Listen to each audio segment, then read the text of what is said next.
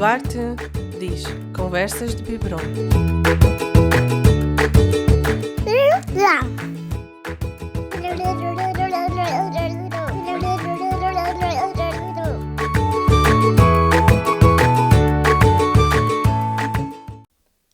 Bem-vindos à Conversas de Biberon. Obrigada por estares aqui, Bárbara. Estou mesmo feliz por estares aqui e queria muito dizer-te que este projeto é mesmo muito especial e eu acredito que a nossa conversa pode ser muito importante para algumas mães e pais, porque isto que nós vamos falar é abrangente a qualquer família, não é? E eu acredito que estes temas que nós vamos falar podem mudar a vida de alguém e trazer, se calhar, reflexão, perceber, ok, afinal isto acontece com mais pessoas, não é? E pronto, hoje temos connosco a Bárbara Martins, que é nutricionista e neste momento faz a parte da nutrição mais virada para as crianças e para a parte infantil. E queria saber como é que este interesse pela nutrição infantil começou contigo. Olha, antes de mais, obrigada, agradecer-te do fundo do coração por estar aqui, por me teres endereçado este convite, porque para já eu já adorava o teu trabalho. Obrigada. E teres vindo aqui com este convite de um podcast que tem aqui um motivo tão importante e um propósito tão importante por trás, é mesmo muito gratificante para mim poder estar aqui e trazer aqui informação valiosa nesta área e tentar ajudar aqui famílias. Ora, como é que surgiu este interesse? Na verdade, eu inicialmente, quando era mais bebezinha, queria seguir a área da psicologia. Ok. E lembro-me sempre de falar que queria ser psicóloga das crianças. Eu queria ser psicóloga infantil, psicóloga das crianças. Crianças sempre tiveram presentes. Crianças, exato. Entretanto, com o avançar da idade, comecei-me a interessar por questões relacionadas com a alimentação. Ok. Inclusive, eu no secundário não seguia a área das ciências, portanto não estava de todo direcionada para a área da nutrição. Queria efetivamente seguir psicologia, mas depois a vida mudou umas voltas. Eu acabei por entrar no curso de Ciências da Nutrição e, olha, depois apaixonei-me pela nutrição no geral. E depois ali mais ou menos no terceiro ano da faculdade comecei-me a apaixonar pela área da nutrição materno-infantil. E hoje é a área em que eu mais trabalho. Boa. Então, olha, começando aqui um bocadinho no nosso tema de hoje, queria que me ajudasses aqui a desconstruir um bocadinho a ideia de que a criança só conhece o sabor e desenvolve esta parte mais, podemos dizer, paladar, sensorial, quando faz a introdução alimentar.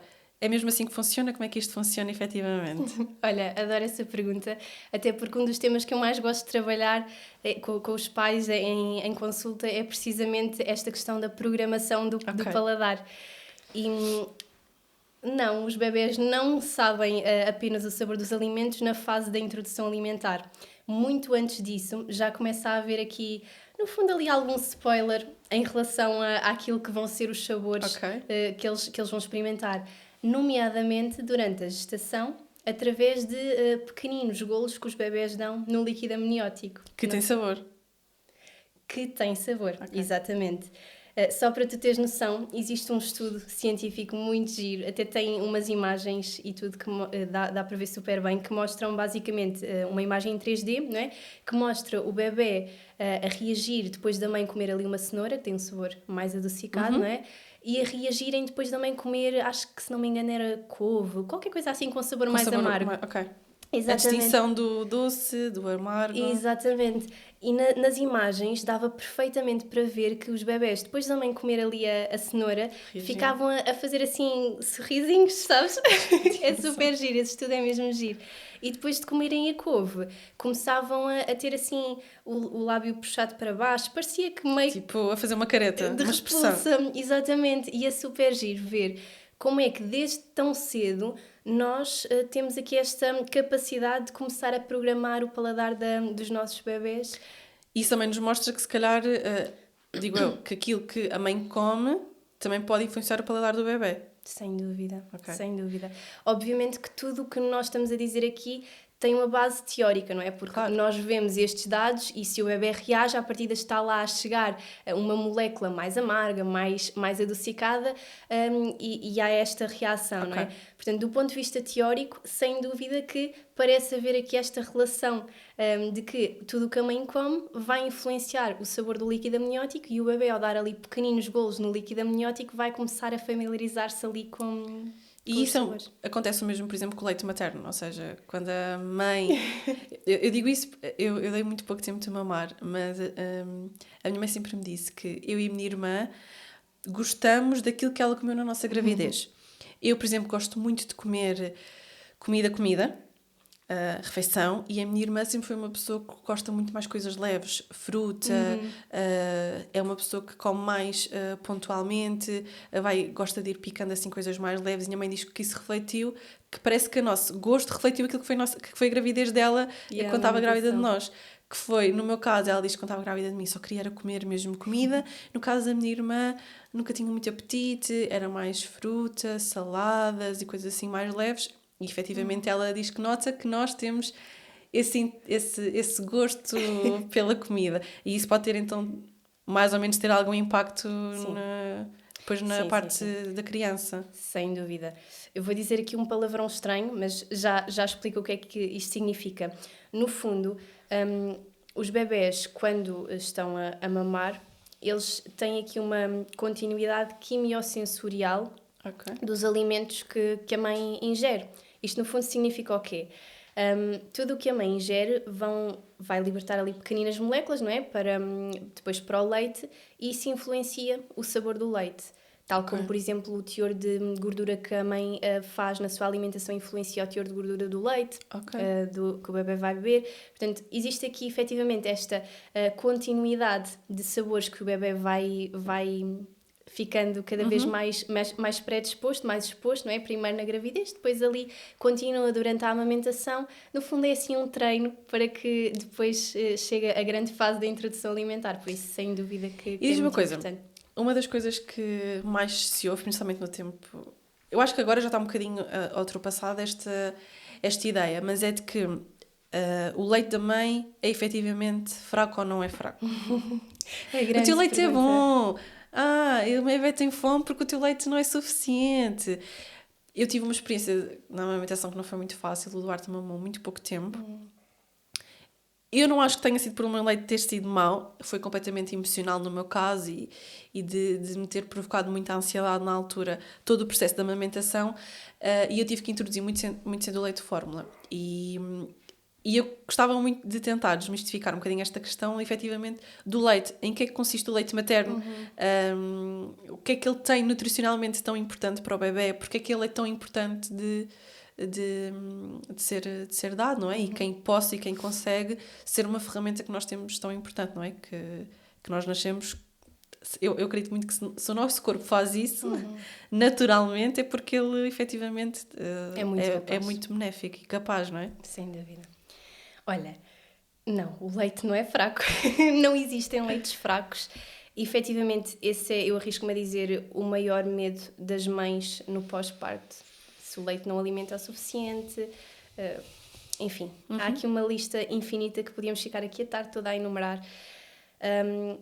Efetivamente, há muitos mitos associados a... não só mitos urbanos, mas também, se calhar, coisas que são passadas de geração em geração e depois vem uma tia, vem uma avó dizer que mas ele não está com cólicas porque andas a comer muito disto ou muito daquilo, ou devias comer mais disto. Isso não acontece, está bem? O leite materno, ele é líquido, não é? Portanto, nós não vamos estar com pedacinhos de feijão para criar gases no bebê, não vamos estar com pedacinhos de couve no leite para criar gases ao bebê. Portanto, esta ideia de que alguns alimentos criam cólicas ou que não é um leite suficientemente bom para o bebê crescer o suficiente, são tudo mitos. E, efetivamente, o que pode fazer com que uma mulher depois tenha uma redução do volume de leite é este medo todo que se cria à volta, infelizmente, porque o facto de dizerem constantemente que não é bom, que não é suficiente, vai criar ali na mulher a ideia de que, mas se calhar eu já tentei de tudo, se calhar até é mesmo, se calhar até tem razão. E efetivamente depois esta sensação de incapacidade que a mulher tem vai fazer com que fique mais ansiosa, sinta que efetivamente não está a dar o suficiente, e o facto de estar com muita ansiedade faz com que a própria produção de leite depois reduza. Eu acho genuinamente que isso foi o que aconteceu no meu caso, porque eu tinha, por exemplo, o meu leite, no meu caso, subiu super cedo. Eu estava na maternidade quando tive a subida do leite e eu costumo brincar a dizer que eu tirava o sutiã e eu tinha mesmo muito leite. E depois, de repente, quando começou a ser um gatilho, o processo da amamentação passou a ser um gatilho muito grande para mim. Quando ele passou a ser um gatilho, Bárbara, foi assim, em uma semana parecia que de repente eu tinha deixado de ter leite. E eu sei, hoje em dia consigo olhar para trás e perceber que foi um processo maioritariamente talvez emocional e do meu stress que provocou isso, mas ouvi várias vezes, o teu leite se calhar não é bom. Eu, por exemplo, também utilizei mamilos de silicone e tudo mais, porque na altura a pega do Duarte estava a ser muito custosa, mas eu estava num ponto em que eu estava tão saturada e tão cansada que eu já nem queria pedir ajuda, nem queria ninguém.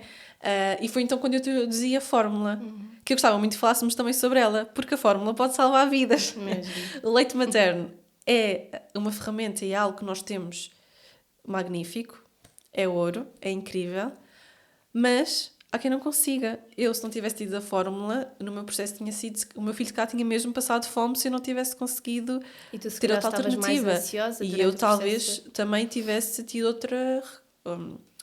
outra forma de lidar mais negativa do que eu tive, não é? Sim. Por isso o leite fórmula salvou-nos no nosso caso. Foi uma ferramenta que nós tivemos muito importante. Adorava ter dado de mamar e foi um processo. Não olho para trás com sentimento de culpa, isso está bem resolvido para mim, mas é um tabu que eu gosto de falar, que é... hoje em dia ouve-se muito falar, não é, de que devemos dar de mamar e do nosso leite, e eu não retiro mesmo nada a isso de todo, mas eu, enquanto mãe, que o processo para mim foi tão difícil, eu ter tido a possibilidade de falar com a pediatra do meu filho e dizer: isto está a acontecer, e ela disse: o menino tem fome, temos que arranjar alternativa de forma, e eu naquele instante podia ter tido uma alternativa. O meu filho mamou aquele biberon desesperadamente, e eu chorava, corria umas lágrimas de o meu filho tinha mesmo fome.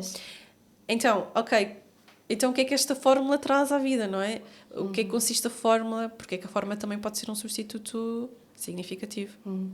Sim, olha, como tu estavas a dizer, o leite materno é ali o gold standard, não é? Portanto, o ideal é que o bebê faça aquele leite que está a ser produzido por ele, especificamente para ele. Aliás, que está cheio de compostos que aquela mãe produz especificamente para aquele bebê. Por exemplo, se o bebê está assim um bocadinho mais constipado, as bactérias, os vírus que estão no bebê passam para o leite, para a mama da mãe. Depois há ali uma conexão, o corpo da mãe percebe que é necessário produzir anticorpos e lá vai a máquina produzir anticorpos. Nós somos um ser muito bem feito, não é? Está mesmo tudo super, super bem estruturado, portanto não há dúvidas de que o aleitamento materno é muito importante e deve ser obviamente privilegiado sempre que possível. Agora é assim, fala-se muito do leite materno, não é? O leite materno é o alimento perfeito, todas as mães devem fazer o aleitamento. Desculpa interromper, eu acho, isto é só mesmo um parênteses, eu acho que também que se fala muito sobre isso porque antigamente houve uma geração em que desprezou, entre aspas, sem muito este benefício que o nosso corpo traz tão significativo. E eu entendo perfeitamente isso. E muito à conta do marketing exaustivo que se foi fazendo no mercado das fórmulas, infelizmente. Agora é assim, lá está, depois passámos de uma época em que se desvalorizava um bocadinho o leite materno e se via a fórmula como o gold standard, e agora estamos a fazer exatamente o contrário, e ainda bem que falamos do leite materno, é cada vez mais necessário falar, mas depois e aquelas mães como tu que se sentem meio perdidas e que... Sou péssima mãe, não consigo dar de mamar. Exatamente, é que depois entra este sentimento todo, não é? Sim. O bebê não vai ter o melhor leite e depois o sentimento de culpa de eu estou a dar a fórmula ao meu filho. Exatamente. Enquanto que deve ser precisamente ao contrário, que é, ok, eu dei tudo para conseguir amamentar, experimentei de tudo, houve uma altura que eu não estava com cabeça para experimentar mais nada e está tudo ok com isso. A saúde mental no pós-parto é um lodo. É um lodo. É muito complicado gerirmos aqui esta questão da amamentação por cima. Portanto, haver esta possibilidade de introduzir uma fórmula infantil salva vidas, como tu estavas a dizer. E esta fórmula infantil, também toda ela é cheia de daquilo que o bebê precisa, a nível de vitaminas, é enriquecida. Exatamente, ou seja, como é que funciona a indústria das fórmulas alimentares? Eles pegam no leite materno, estudam-no ao máximo e depois vão tentar replicar tudo o que existe no leite materno. Claro que existem compostos que não são replicáveis por uma questão molecular, não é? Sim.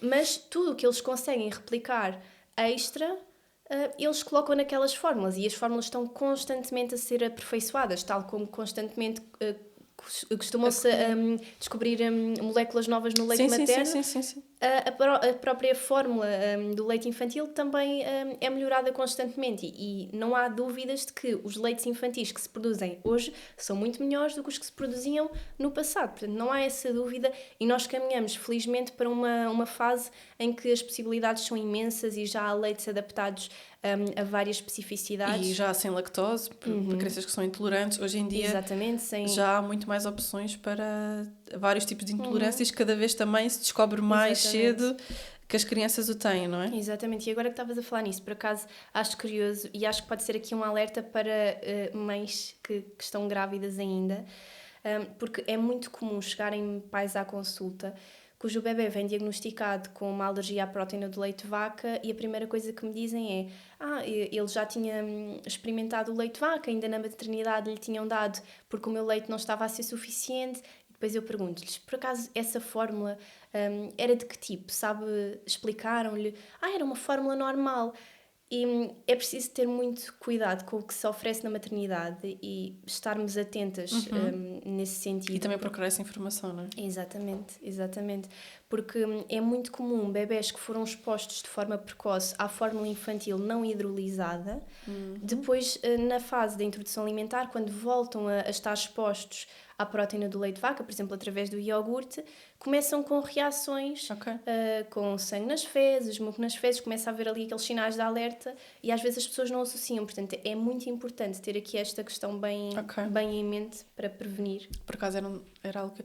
O que eu já tinha ouvido falar é, por exemplo, crianças que tenham algum tipo de tolerância, que a própria mãe tem que mudar a alimentação dela, porque passa para a criança através do leite as intolerâncias. Sim, no fundo isso tem a ver um bocadinho com a alergia alimentar. Por exemplo, pegando na questão do leite de vaca, da proteína do leite de vaca, como a molécula da proteína, a molécula que é alergénica, é muito grande, o que acontece é que existem porções dessa proteína que vão via leite materno. E há alguns bebés que têm alergia à proteína do leite de vaca e reagem a essa porção que vai via leite materno e aí a mãe deve fazer uma eliminação da sua dieta, obviamente compensando com alternativas para que não hajam déficits nutricionais. E aí talvez seja muito importante um acompanhamento nutricional numa primeira fase, não é? Para a mãe, sem dúvida. Sabes que eu depois sinto imenso que as mães descuram completamente do seu próprio acompanhamento quando o bebê nasce. Sabes que eu costumo dizer que nasce a placenta, portanto há ali aquela queda hormonal brutal e a mulher começa... Esquece que existe. Exatamente. A mulher começa num loop de é tudo para o bebê, os apetites dela não interessam, portanto vem o que vai comer o que vem à mão. E eu acho importante falarmos disto e sensibilizar que depois do bebê nascer continua a existir uma mulher. E é preciso cuidar. E um corpo precisa de ser nutrido de uma forma muito consciente, não é? Principalmente para quem amamenta, no sentido de perceber que precisa de estar nutrida, com energia, que não é só amamentar e eu vou-me lembrando de mim quando é preciso. E mesmo que eu não amamente, porque o processo de recuperação de um parto tem muito que se lhe diga, não é? Digamos assim de passagem. O próprio corpo da mulher é toda uma alteração hormonal, física, é uma explosão de Sim, no fundo várias é tu coisas. pensares que durante a gravidez há ali uma estabilização hormonal, não é? Obviamente há muitas alterações, mas está assim mais ou menos tudo estável. A partir do momento em que sai a placenta, que é a principal emissora de hormonas nesta fase, não é? O que vai acontecer é que há ali uma queda brutal nos níveis hormonais. Os estrogénios, as progesteronas, andam ali tudo a saltitar. O que é que vai acontecer? Muitos apetites descontrolados. No fundo, há toda aqui uma alteração também relacionada com o sono. Também vai influenciar muito a alimentação. E depois há muito este esquecimento. E tu estavas a falar da importância da alimentação da grávida que está a amamentar. Só para tu teres noção, as necessidades energéticas da grávida que está a amamentar. Desculpa, da mãe que está a amamentar. Exato, da mulher que está a amamentar. Só para teres noção, as necessidades energéticas são semelhantes às do último trimestre de gravidez. São mais ou menos 500 calorias extra para além daquilo que o corpo da mulher necessita. E até mesmo nós, enquanto estamos grávidas, não precisamos do mesmo da mesma energia nutricional em todos os trimestres. Nem mais. Não é? Totalmente. Temos Sem fases dúvida. diferentes, também tem a ver com as fases de desenvolvimento do bebê. Sem dúvida. É verdade? Sem dúvida. Olha, só para teres noção, no primeiro trimestre de gravidez, eu costumo dizer que é assim o trimestre de produzir assim, os órgãos nobres. Há ali a produção do sistema nervoso, do coração do bebê, há ali um aperfeiçoamento. Portanto, no fundo, há muita necessidade de micronutrientes, do ácido fólico, do iodo, daqueles nutrientes que faz-se na suplementação. De suplementação, não é? Sim. E depois, com o avançar dos trimestres, começa a haver, obviamente, também esta questão dos micronutrientes, mas cada vez mais necessidade de um aporte energético superior, ou seja, mais calorias. E lá está, depois vamos progredindo no volume energético, até que no terceiro trimestre as necessidades energéticas vão ser até muito 500 calorias extra do que aquilo que a mulher não grávida faz. É muito. É muito. Não é preciso comer por 2, mas é preciso comer para 2. Sim, eu acho também há muitas vezes esse receio que é eu não quero estar sempre a comer, ou eu não quero comer muito porque não tenho que comer por 2. Eu acho que hoje em dia já há muito essa consciência que nós não temos que comer por 2, é efetivo. Mas nós também não nos podemos esquecer que o nosso corpo está a trabalhar e está em esforço extra, sem dúvida, para além do que é o normal. Por isso, é impossível nós continuarmos a comer aquilo que a gente comia e nós até nos podemos sentir saciadas, mas se calhar nutricionalmente, a nível calórico, podemos efetivamente estar aquém daquilo que o nosso corpo precisava para estar mais estável ou para estar a fazer um trabalho mais eficiente. Sem dúvida. Olha, eu costumo dizer que a alimentação na gravidez funciona ali como uns soldadinhos que vão construindo.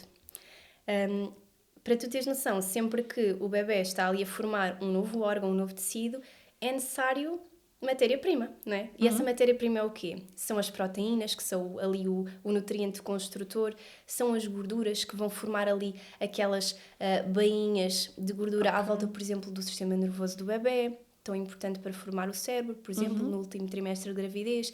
E se nós olharmos para a alimentação desta forma construtora, é impossível nós não falarmos da importância da nutrição, não é? Porque tudo o que nós vamos comer vai ser reciclado aqui no nosso organismo para construir vida. E isso é mágico. Já estamos a falar disto. Vou aproveitar para falar da tão esperada introdução alimentar. Como é que ela acontece no sentido de quando é que efetivamente a introdução alimentar e quando é que é esperado que a criança efetivamente comece a sua introdução alimentar, no sentido de porque é que ela tem que começar a introdução alimentar, porque é que ela é tão importante de ser respeitada e de começar a iniciar este processo. Diz-me tu. Ok. Olha, esta fase é sempre uma fase, primeiro, de muito entusiasmo, não é? Porque é super giro ver um bebê a comer, temos de ser francas. Mas depois, ao mesmo tempo, também é uma fase de muitas dúvidas. E, curiosamente, eu noto que, por muita informação que haja e por muito que se fale de alimentação infantil, eu acho que só há mais e mais dúvidas, sabes? Porque há tanta informação que às tantas as pessoas sentem-se assoberbadas de informação. É verdade. E, no fundo, quando é que esta introdução alimentar deve começar? Idealmente, segundo a Organização Mundial de Saúde, a introdução alimentar deve começar o mais próximo possível ali dos 6 meses. Ok. Porquê? Porque nós sabemos que o bebê até se consegue sentar, até consegue endireitar a cabecinha ali aos 5 meses, final dos 4, ele até consegue fazer isso, mas se calhar do ponto de vista gastrointestinal ainda não está com maturidade suficiente para digerir alimentos, por exemplo. Portanto, até podemos ter aqui todos os sinais de prontidão bem ativos, mas o bebê ainda não está preparado do ponto de vista gastrointestinal para digerir alimentos. Então, eu acho mesmo que o mais benéfico é, se conseguirem, esperar ali até à fase ideal, até aos 6 mesinhos, tanto melhor. Também é importante que não comecem antes dos 4 meses e que não atrasem além dos 6 meses, porque se atrasarmos aqui a alimentação depois desta fase, há aqui maior risco de haver uma deficiência de calorias, portanto o bebê não, através do leite já não vai suprir todas as suas necessidades energéticas e precisamos de reforçar via alimentar. Também há aqui maior risco de retardo de crescimento e anemia, porque o bebê, se não tiver fontes de ferro suficiente via alimentar, o leite também não consegue suprir, é necessário repor. Portanto, aqui a alimentação tem um timing muito específico e é importante que não seja nem antes nem depois ali do ideal. Tentar respeitar ao máximo aquele timing. Tempo. Exato. Introdução alimentar é um mundo, eu falo pela minha experiência. Eu, antes de começar a introdução alimentar ao Duarte, foi algo que eu explorei porque para mim era algo muito importante, que eu gostava de fazê-lo de forma muito consciente. Mas confesso, vou pegar naquilo que tu disseste, que é, nós temos muita informação e às vezes torna-se muito difícil de perceber efetivamente qual é o caminho que faz sentido.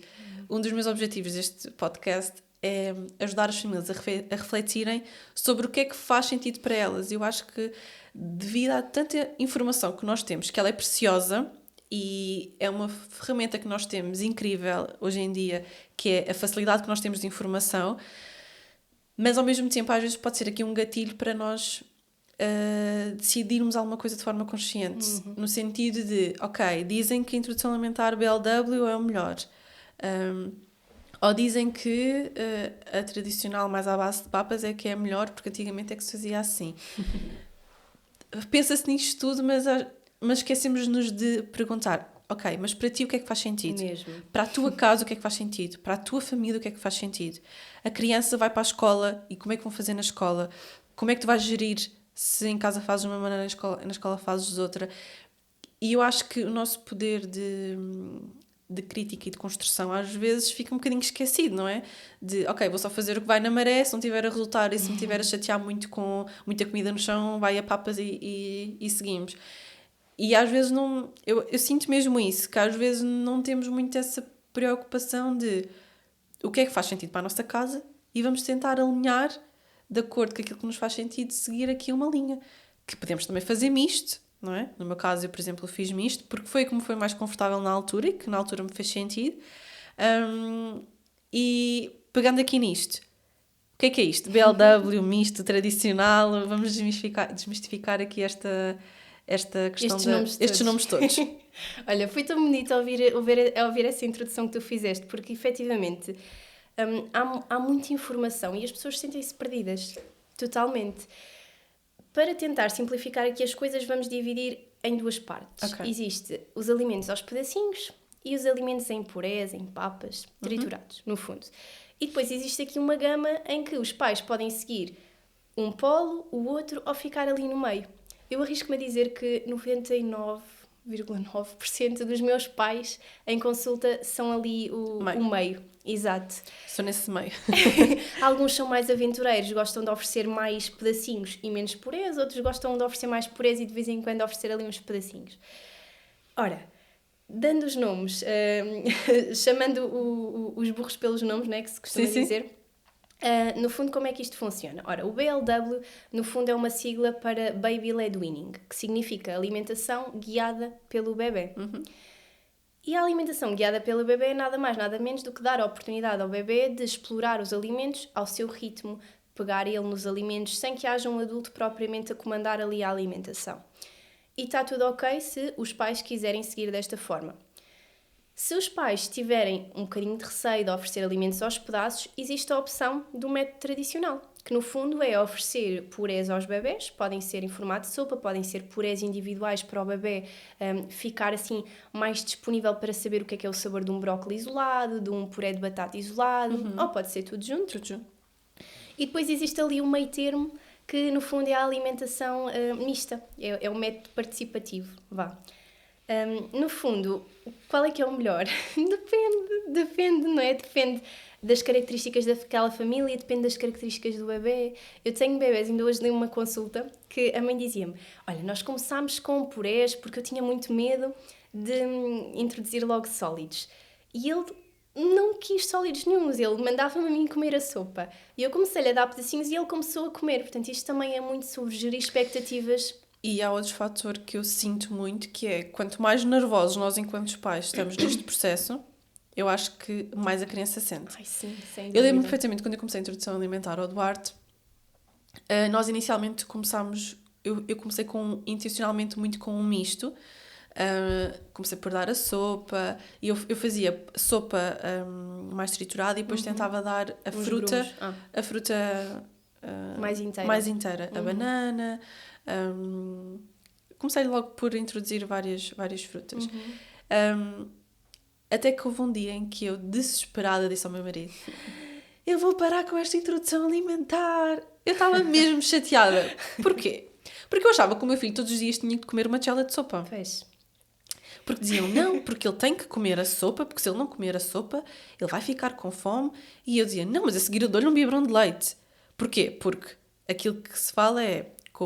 Esta é a minha outra grande questão, que é... O leite materno pode ser dado em qualquer situação, enquanto a criança está, não é? Pode-se oferecer. E eu nunca encontrei... nunca se falou muito sobre a questão de... Ok, então uma criança que está à fórmula... efetivamente, depois de comer, pode logo beber ao leite, não pode. Então, aquilo para mim era... O meu filho não come, ele vai passar fome e depois a seguir posso-lhe dar o leite, não posso dar. Exato. E toda aquela insegurança que me gerava... Transmitia para ele, porque ele ficava nervoso, ficava chateado, ficava muito frustrado. Até que eu disse, não, ok, vamos parar. Isto tem que ser um momento divertido, isto tem que ser um momento em que o meu filho tem prazer em comer. Isto não pode ser... O meu filho senta-se na cadeira e está... Não pode ser um robô, não é? Pode. Estar ali na refeição só para enfardar e não estar propriamente a usufruir do momento. Até que tive que mudar a minha estratégia e comecei por fazer mais direcionado ao BLW, porque foi o que resultou connosco, na nossa dinâmica foi o que resultou, e ele começou a explorar muito mais os alimentos. Hoje em dia, eu consigo perceber que o Duarte, por exemplo, é uma criança que não gosta da textura mole. Ele não gosta de um puré, ele não gosta de uma papa, ele não ama sopa. A sopa, se tiver massinhas, ele já acha graça. Mas, no geral, ele não gosta de puré. Ou seja, se calhar até era o resultado de algumas texturas que ele efetivamente não gosta. Exato. E se calhar se eu tivesse ficado presa àquilo que ele tem que comer, aquela tigela de sopa, e pô-lo quase a colher ali de come. E outro fator que eu acho também muito importante é deixar a criança participar.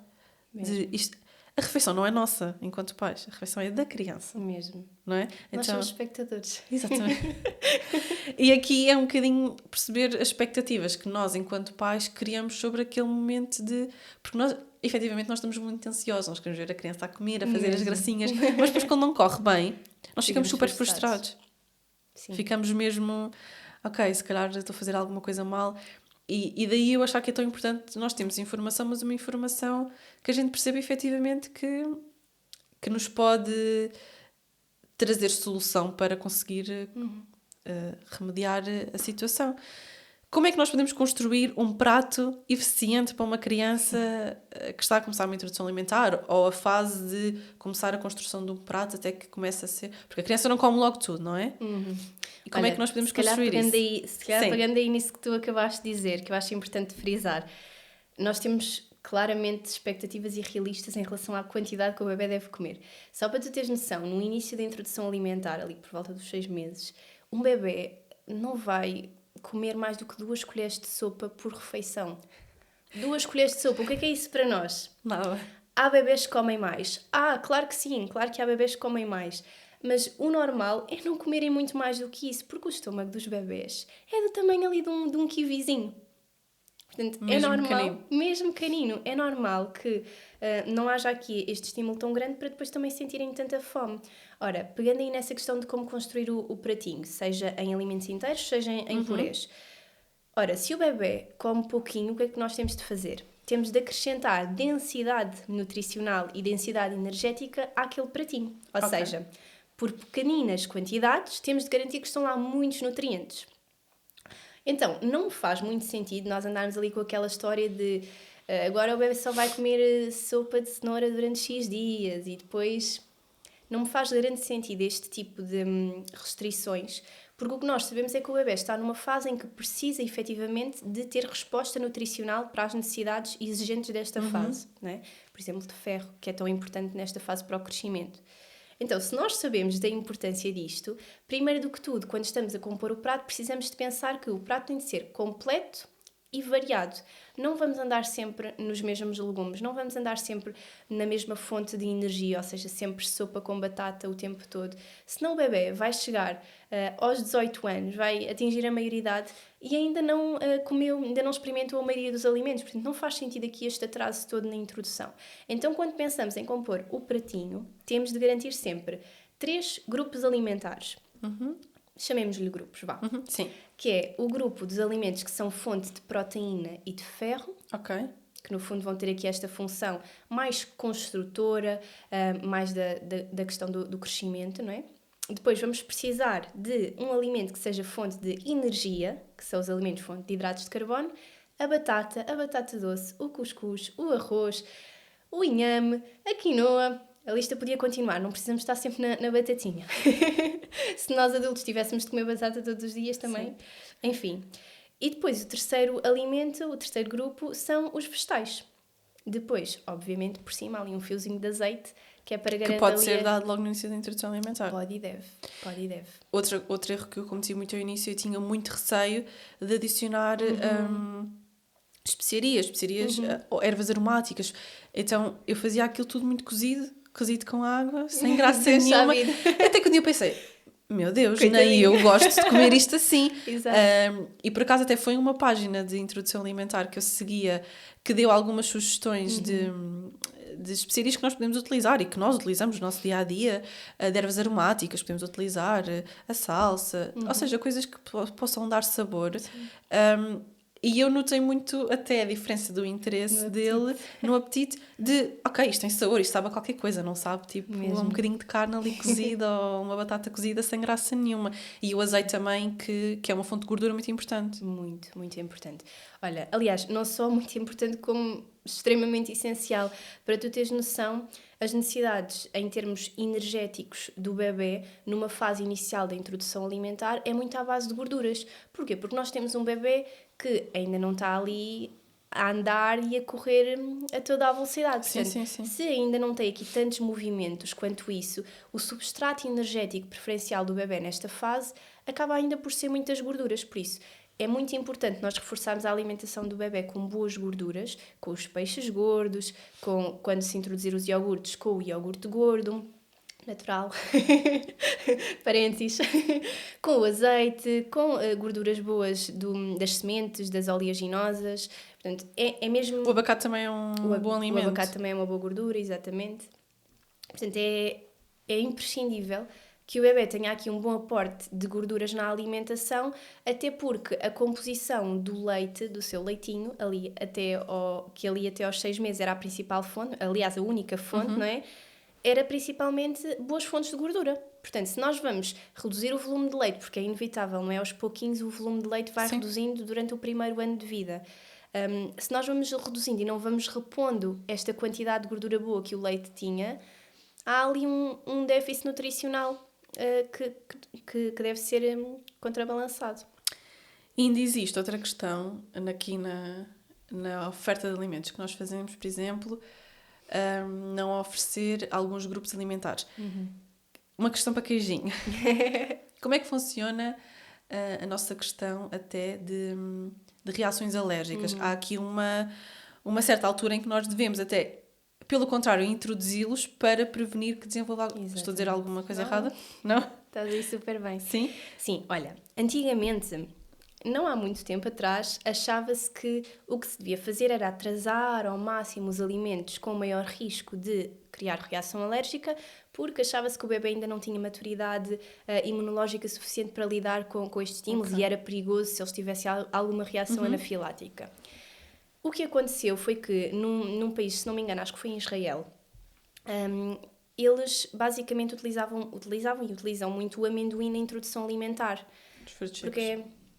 Exatamente, porque no fundo acaba por ser ali um alimento muito cultural deles, não é? Então torna-se óbvio para eles introduzir também na alimentação dos bebés.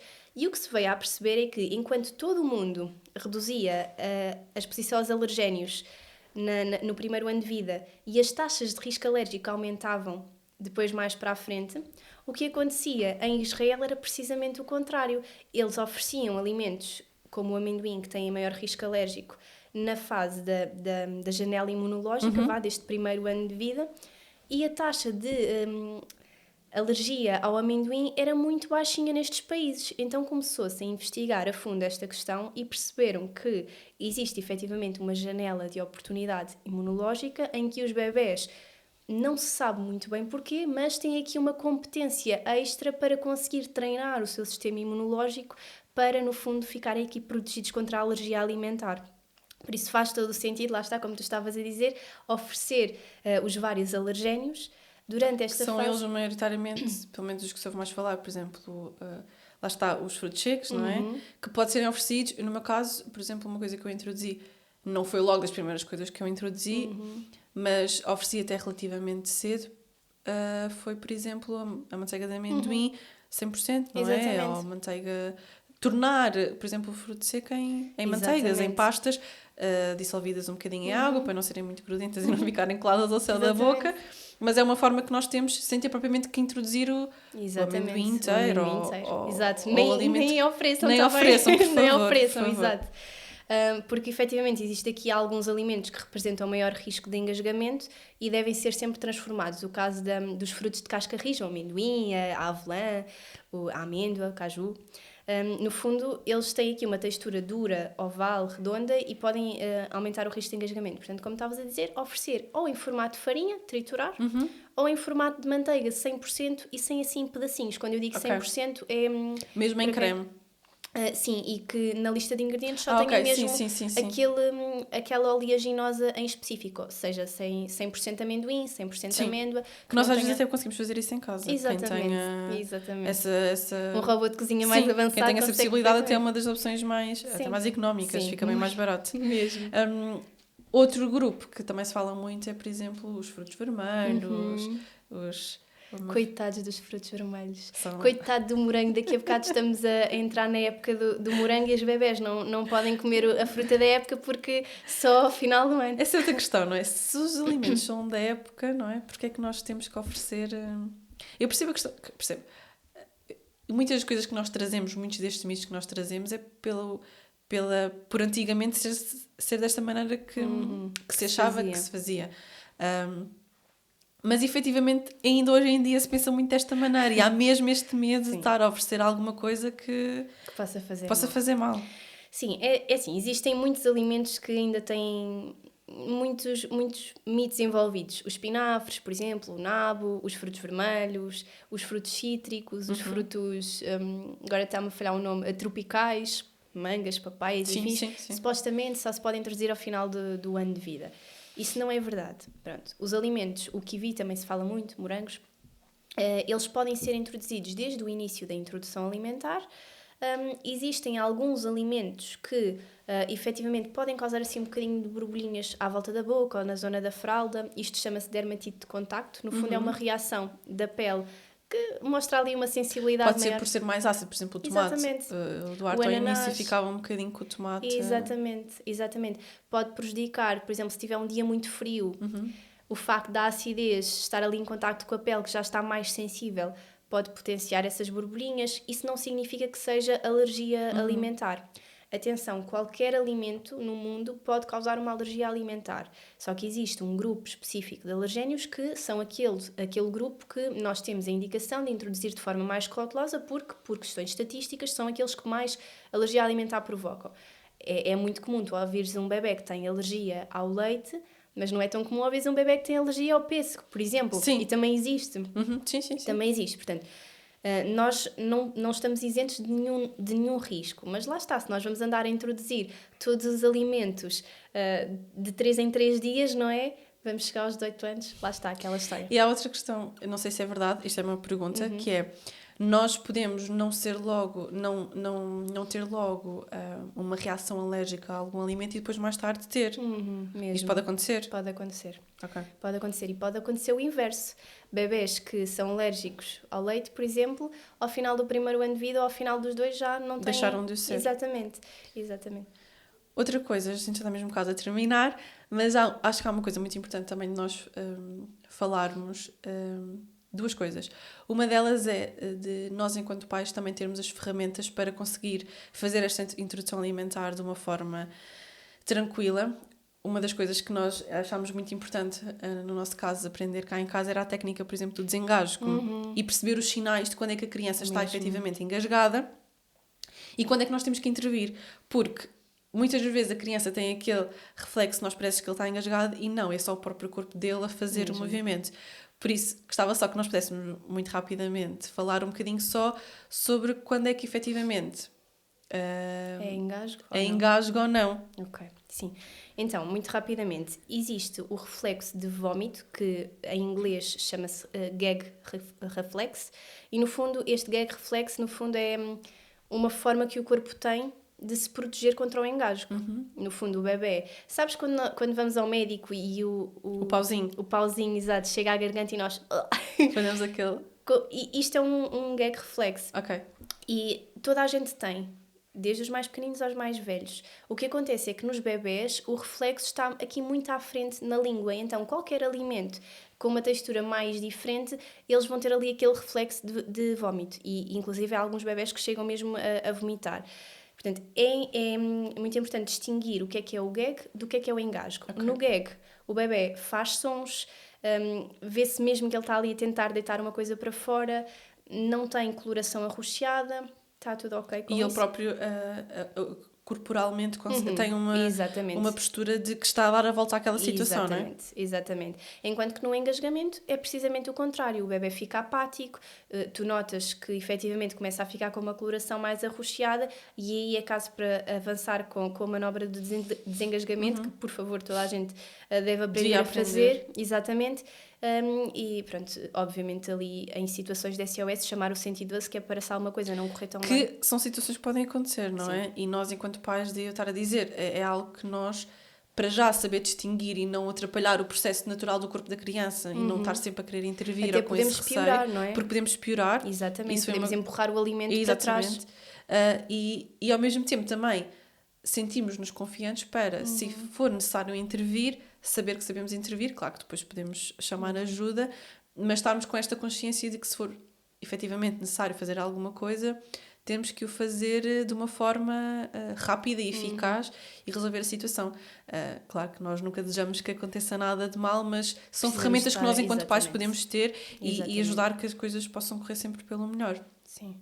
Aliás, a única coisa que eu digo quando me perguntam o que é que eu tenho de fazer para iniciar a introdução alimentar é munam-se de informação. Seja informação de segurança alimentar, no caso da manobra, seja de nutrição, munam-se de informação. A partir daí vocês vão saber fazer as escolhas. Claro. E acompanhem-se de quem... E também acho que é muito importante, só mesmo para finalizar aqui este tema, a família fazer algo que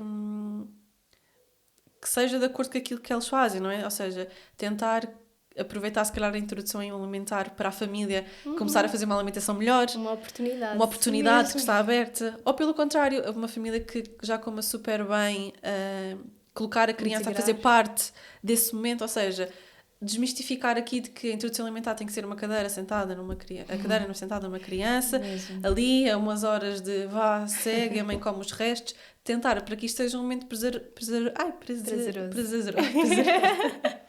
E que efetivamente seja um momento feliz para a família, não é? De nós nos sentirmos bem neste processo que, se nós, enquanto adultos, adoramos estar à mesa, a conversar à mesa e viver um momento tão feliz à mesa, nós, então, os portugueses, não é? Nós estamos felizes à mesa a comer. Há países em que isso não acontece. Agora, em Portugal, isso acontece. Nós somos esse povo, não é? Que gostamos de estar à mesa. Porquê não proporcionar à criança desde cedo que a mesa é um lugar onde nós até brincamos com a comida, que faz parte, neste caso, deles também conhecerem a comida, brincar com ela, não é? Quando é que tu achas importante, esta é assim a nossa última pergunta para fechar, quando é que tu achas então importante, ou quando é que achas que possa fazer sentido, ou quando é que os pais devem procurar uma ajuda de algum tipo de aconselhamento nutricional? Porque eu acho que também existe às vezes um bocadinho este estigma de, mas vamos ajudar com o quê? Como é que... Eu não sei, eu falo por mim, por exemplo, o meu filho tinha imensa dificuldade a comer iogurtes e eu achava que ele tinha que comer iogurtes, porque dá-se iogurtes ao lanche às crianças e não há outras opções sem ser iogurtes. Mas quando é que efetivamente... Qual é o vosso papel enquanto nutricionistas que trabalham a parte infantil? Bem, eu vou tentar não me esticar na resposta, porque não é uma pergunta fácil nem muito óbvia. É assim, Idealmente, eu aconselharia todas as famílias que vão iniciar a introdução alimentar terem pelo menos ali uma consulta de início na fase inicial. Porque há sempre imensos receios. Às vezes, eu, por exemplo, trabalho muito com ementas para os bebés terem assim algumas ideias para variarem. Há muito receio do que é que se pode ou não oferecer, e a consulta de nutrição pode ser útil nesse sentido para orientar um bocadinho e adaptar àquilo que é a realidade daquela família. Além desta questão mais, se calhar, preventiva, não é? De evitar que se sintam perdidos mais para o final. A consulta de nutrição também acaba por ser super importante quando há bebés com alergias alimentares, por exemplo, com desconfortos, por exemplo, a obstipação. Há mesmo inúmeros motivos para ir à consulta, desde o bebé não comer, por exemplo, na fase mais do segundo ano de vida, a partir dos 12 meses para a frente. Há muito recusa alimentar, não é? Neofobias alimentares, medo. E aquela fase em que uma filha, de vez em quando, parece que ele tem períodos que é a fase em que ele come este mundo e o outro, e há outras em que olha para a comida e diz isso é não super tenho interesse. comum. Isso é super comum. Mas para nós é desesperante os pais, porque ele numa semana come maravilhosamente bem e come um prato inteiro e repete, e no outro dia ao jantar dele ele comeu uma posta mais metade de outra de pescada. E se eu preciso, na semana anterior a gente andava quase ao filho com qualquer coisa. Porque ele efetivamente não tinha interesse na comida. E é nós também depois adapta-se, não é? Se está mais xoxinho, assim, mais doentinho, vai ficar ali a reservar as suas energias todas para lutar contra aquele vírus, aquela bactéria. Não vai ter tanta fome para comer. Depois, se calhar, na semana seguinte já compensa e come o que não comeu antes. E também às vezes tem a ver com a fase em que eles estão. Por exemplo, se ele estiver numa fase de muito desenvolvimento...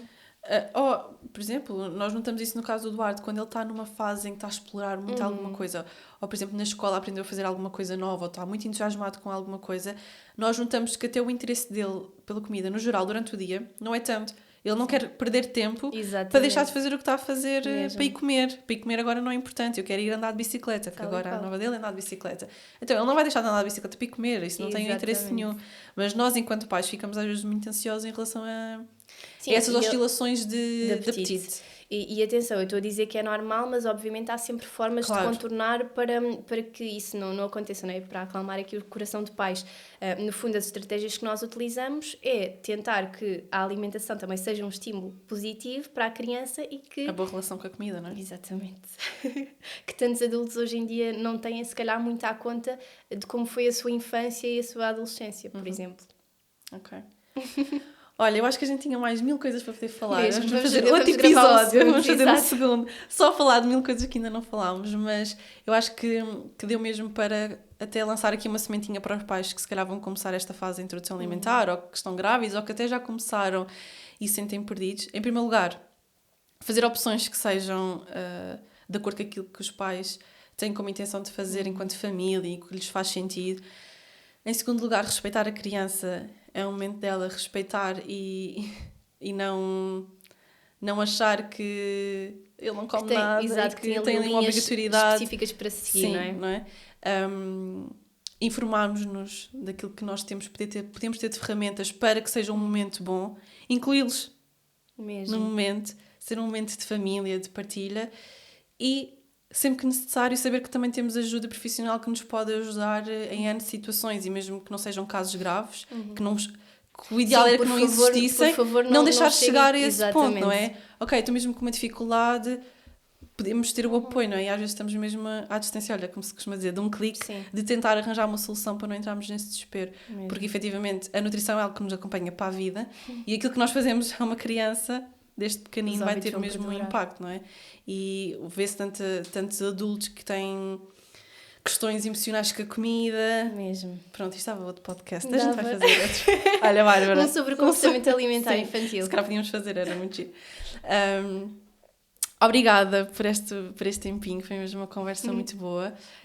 E acho que pode ser... Acho não, tenho a certeza que pode ser da grande ajuda. Espero que sim. E muito obrigada. Queria só fazer uma pergunta para terminarmos.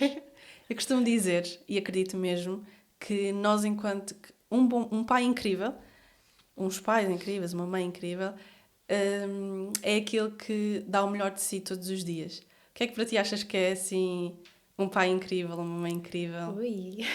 Não tinhas preparado para esta? Não. Mas assim que te vem a primeira, assim à cabeça, dos pais que acompanhas diariamente, daquilo que tu vês das famílias, o que é que para ti, se tu tivesse que dizer a um pai, olha, tu és incrível porque tu fazes isto, ou porque tu és assim, o que é que tu dirias? Bem, eu acho que a primeira palavra que me vem à cabeça é respeitoso. Ok. Acho que é assim, porque quando o pai e a mãe respeitam o tempo da criança, as particularidades da criança, o resto flui. Yeah, Munem-se de informação e o resto flui. Portanto, pais respeitosos. Está fechado, então. Obrigada por este Obrigada momento. eu. Obrigada.